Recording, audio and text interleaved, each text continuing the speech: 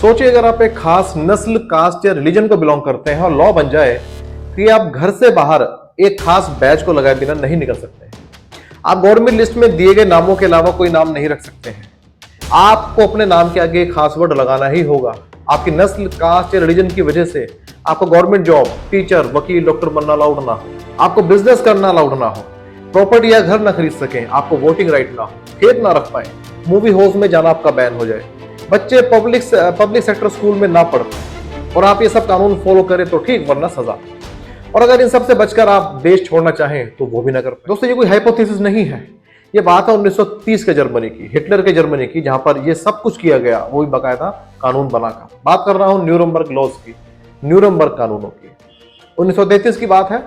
Hitler सत्ता में आता है थ्रू इलेक्शंस और नारा देता है make Germany great again.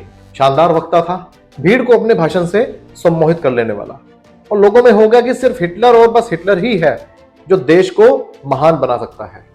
Hitler ने जर्मन लोगों को दिखाया उनका एक कॉमन एनिमी, ज्यूज, यहूदी, कि ज्यूज ही हैं जर्मनी की असली प्रॉब्लम। ये लोग बुरे हैं, इनका रिलीजन बुरा है, इनका खाना पीना, इनका पहनावा सब बुरा है, इनसे ही जर्मनी खतरे में है, जर्मन्स खतरे में है, आर्य नस्ल खतरे में है। दोस्तों, ज्यूज के खिलाफ ये नफरत कोई नई नहीं थी। हिटलर और उसकी पार्टी ने इस नफरत को बस अपने पॉलिटिकल पर्पस के लिए यूज किया। अगर ज्यूज ना होते तो वो किसी और को टारगेट करते। हिटलर ने लोगों को नस्लवाद और राष्ट्रवाद की ऐसी घुट्टी पिलाई कि जन्म हुआ फासिज्म का। फासिज्म मतलब एक करिस्मेटिक पॉपुलर लीडर, उसमें जोड़ दो आप false self pride in race और रिलीजन, उसमें जोड़ दो हाइपर नेशनलिज्म, एक minority community as common enemy, controlled media, false propaganda, कोई पॉलिटिकल ऑपोजिशन नहीं, कोई क्रिटिसिज्म नहीं। फासिज्म ने जूस के खिलाफ ये नफरत इतनी बढ़ाई कि करीब 60 लाख जूस को मार दिया गया। इसे हॉलोकॉस्ट कहा जाता है। इसे ऐसे ही नहीं कर दिया गया, बल्कि कानून बनाकर किया गया, धीरे धीरे, मगर एक के बाद एक एंटी जूस लॉज बनाए गए। और आम जर्मन में इस बात का ऐसे प्रचार किया गया कि राष्ट्र की तरक्की के लिए यह बहुत जरूरी है।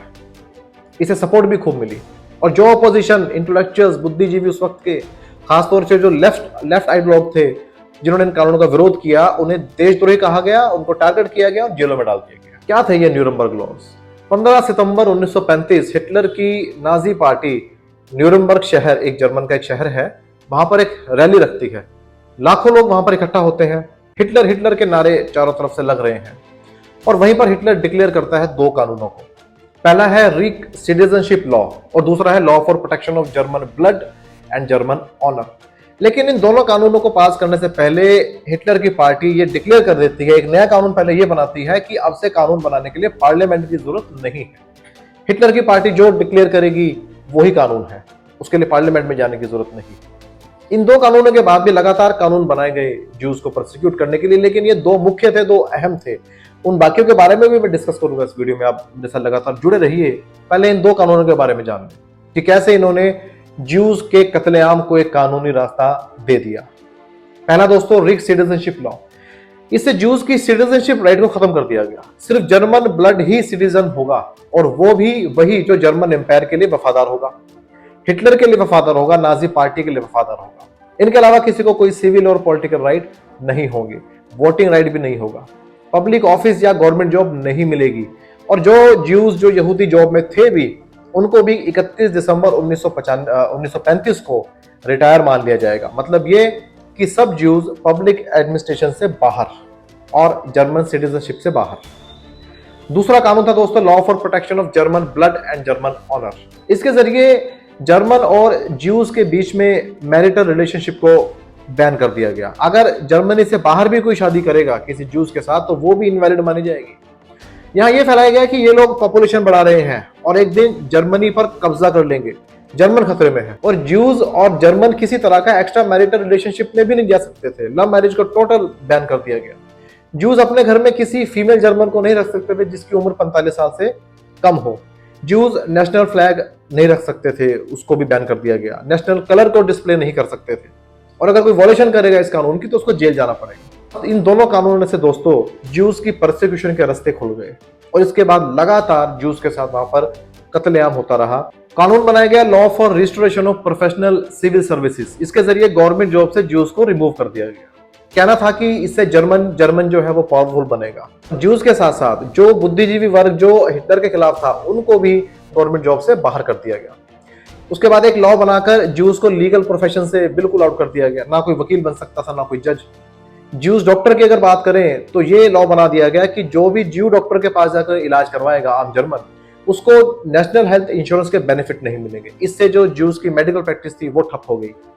स्कूल्स में डिक्लेयर कर दिया गया कि स्टूडेंट्स जो है उसमें ज्यूज 1.5% से ज्यादा नहीं हो सकते हैं। एक फॉर्म लॉ बनाकर ज्यूज को एग्रीकल्चर लैंड रखने से उनको बैन कर दिया गया। ज्यूज अब खेती भी नहीं कर सकते थे। एक चैम्बर ऑफ कल्चर बनाया गया जिसके जरिए ज्यूज को art, literature, theatre, film making से बाहर कर दिया गया। कुछ लोकल लेवल पर लॉज बनाकर ज्यूज की जो डाइटरी हैबिट थी उसको भी कंट्रोल किया गया कि ज्यूज जिस तरीके से एनिमल स्लॉटर करते थे वैसे नहीं कर सकते थे। ज्यूज को मूवी थिएटर में जाना बैन कर दिया गया। एक कानून के तहत जर्मनी की स्ट्रीट्स के नाम बदले गए जिनमें किसी भी तरह का कोई ज्यू कनेक्शन था। ज्यूज के बच्चों को पब्लिक स्कूल अटेंड करने से बैन कर दिया गया। ज्यूज को यह बैन कर दिया गया कि वो कोई प्राइवेट गार्डन, कोई प्रॉपर्टी, घर वगैरह नहीं खरीद सकते हैं। ज्यूज को लॉटरी की टिकट्स बेचनी बैन कर दी गई। उनका जिम्स में, स्पास में उनकी एंट्री बैन कर दी गई। ज्यूज का दूर से ही पता चल जाए उसके लिए उनको एक येलो कलर का बैज अपने चेस्ट पर लगाकर ही घर से बाहर निकलना होता था। और नफरत इतनी बढ़ाई गई कि लोगों ने ज्यूज को पहचान कर पकड़ पकड़ कर मारना शुरू कर दिया। सड़कों पर लिंचिंग तक भी उनकी हो जाती थी। नाम के आगे अगर कोई मेल ज्यू है तो उसको इजराइल लगाना होगा, और अगर फीमेल है तो सारा लगाना होगा। मतलब ये कि या तो ज्यूज का देखने से ही पता लग जाए, उनके पहनावे से, या उनके नाम से ही पता लग जाए।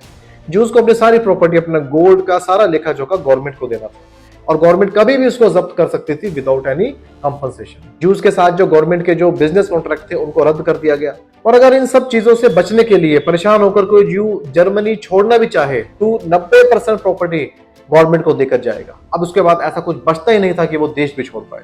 तो ऐसे कानून बनाकर ज्यूज को जर्मनी में रहते रहते ही उनको अलग कर दिया गया। उनकी आइडेंटिफिकेशन इजी कर दी गई कि कपड़ों से ही पता लग जाए, और उनको टारगेट किया जाने लगा। इसमें दोस्तों मजे की बात यह है कि हिटलर ने कभी नहीं कहा कि ज्यूज को मारो। हिटलर ने कभी नहीं कहा, लेकिन गवर्नमेंट मशीनरी, प्रोपेगेंडा, मीडिया और इन कानूनों के जरिए इतनी नफरत फैला दी गई कि ज्यूज को सड़कों पे ही मारना, पीटना, ह्यूमिलेट करना आम बात हो गई थी। ज्यूज की प्रॉपर्टी को लूटना आम बात हो गई थी। उनके रिलीजियस प्लेसेस पर अटैक करना आम बात हो गई थी। उनकी दुकानें और घर लूटे जाने लगे, और इस लूटपाट में ज्यूज को ही अरेस्ट किया जाता था, फाइन भी उनसे ही भरवाया जाता था, और पूरा ब्लेम जो है वो ज्यूज पर ही लगा दिया जाता था। ये सारा प्रोसेस दोस्तों जो ज्यूज के साथ जो परसिक्यूशन जर्मनी में कानूनों के जरिए हुई, हिटलर ने की, ये 1933 से लेकर 1939 तक लगातार चलती रही। और उसके बाद हुआ second world war. Second world war में हम जानते हैं कि जर्मनी हारा, हिटलर ने खुदकुशी कर ली, और इसी शहर में, न्यूरमबर्ग शहर में, जहां पर हिटलर ने 2 कानून बनाए थे, इसी शहर में उन हिटलर की पार्टी के लोगों के ऊपर मुकदमा भी चला और उनको सजा भी दी गई। आज के वक्त में हम उम्मीद करते हैं कि जो कुछ उस वक्त जर्मनी में हुआ, जिस तरह का नस्लवाद जर्मनी में हुआ, ये दुनिया के किसी कोने में ना हो। और हम उम्मीद करते हैं लोगों से कि वो हिटलर जैसी मानसिकता के जो लीडर्स हैं, जो हिटलर जैसी मानसिकता की जो पॉलिटिकल पार्टीज हैं, जो फासिस्ट पार्टीज हैं, उनसे लोग सचेत रहें, उनसे लोग दूर रहें, और वो अपने मंसूबों में कामयाब ना हो पाए। फिर मिलेंगे दोस्तों। अगर वीडियो पसंद आई तो लाइक कीजिए, शेयर कीजिए, चैनल को सब्सक्राइब नहीं किया तो कर लीजिए। आपका दोस्त एडवोकेट विपिन कुमार, नमस्कार।